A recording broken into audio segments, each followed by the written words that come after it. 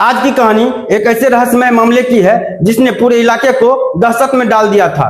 एक ही घर और कुछ ही दिनों के भीतर एक के बाद एक 5 मौतें।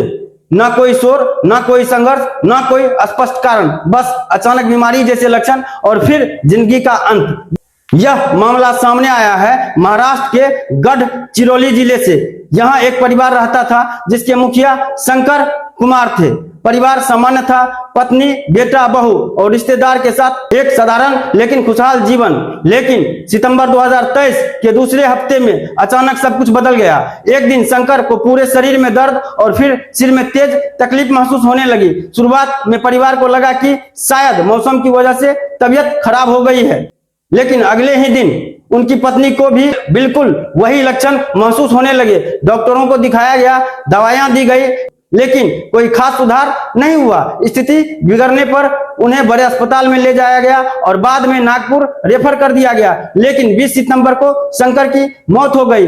परिवार इस सदमे से उबर भी नहीं पाया था कि सिर्फ 6 दिन के बाद उनकी पत्नी की भी मृत्यु हो गई। अब परिवार और रिश्तेदारों के मन में सवाल उठने लगे, 2 लोगों की अचानक मौत और दोनों में एक जैसे लक्षण। लेकिन कहानी यहीं खत्म नहीं हुई। कुछ ही दिनों बाद शंकर की बेटी कोमल को भी वही परेशानी होने लगी। हाथ पैर में दर्द, सिर में भारीपन और कमजोरी।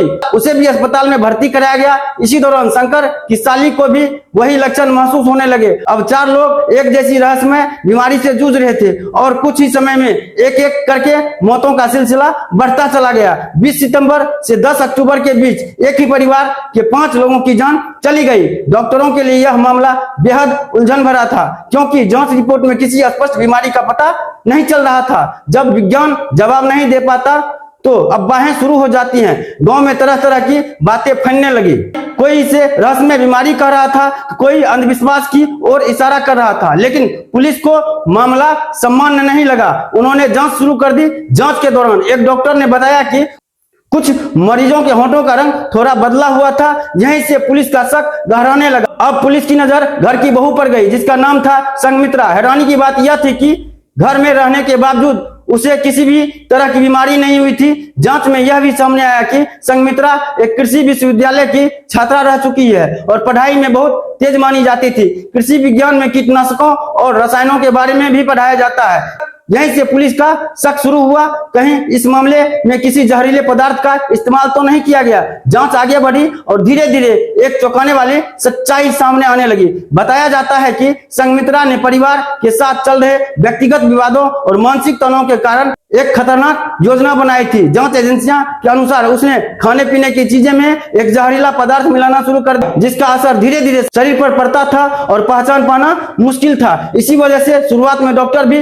बीमारी का कारण समझ नहीं पाए। जब यह शक पुख्ता हुआ तो पुलिस ने संगमित्रा और उसकी एक निजी करीबी रिश्तेदार को हिरासत में लेकर पूछताछ की। पूछताछ के बाद दोनों को गिरफ्तार कर लिया गया। फिलहाल यह मामला अदालत में है, विचाराधीन है और आगे की कानूनी प्रक्रिया जारी है। यह घटना एक बहुत बड़ा सवाल छोड़ जाती है। एक पढ़ी लिखी और होनहार लड़की, जिससे परिवार और समाज को उम्मीदें थी, वह आखिर किन परिस्थितियों में इतनी खतरनाक सोच तक पहुंच गई? क्या यह सिर्फ एक अपराध की कहानी है या यह मानसिक दबाव, रिश्तों के टूटने और गलत फैसलों की भी कहानी है? क्योंकि कभी कभी एक गलत निर्णय सिर्फ एक व्यक्ति नहीं, पूरे परिवार की जिंदगी बदल देता है। आप इस पूरे मामले को कैसे देखते हैं? अपनी राय कमेंट बॉक्स में जरूर दें। मिलते हैं अगले खबर के साथ। तब तक के लिए सावधान रहें, सुरक्षित रहें, अपना और अपनों का ख्याल रखें। जय हिंद।